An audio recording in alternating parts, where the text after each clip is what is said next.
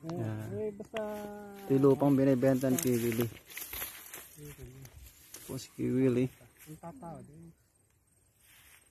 Bali, ano kulang-kulang kung dalawang... Oh, yun, deep well. Ito yung poso.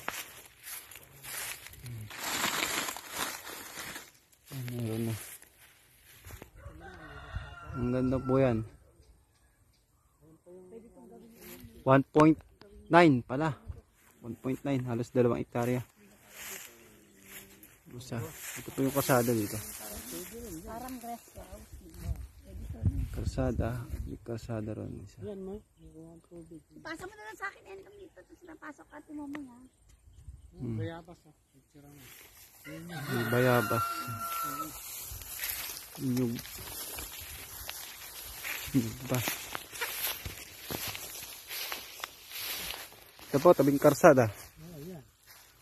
Bayabas. Bayabas pala po. Pwede gawing tamang taniman ng palay din tayo, no? Ayan.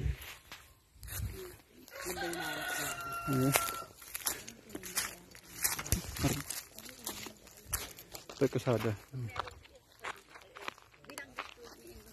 Poste ng kuryente. Ito yung kasada. Sila po yung CCT KB7. Tapos sa trabaho namin.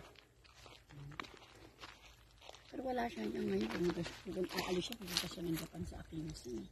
Pero ano, pa-post ko na yan sa kanya.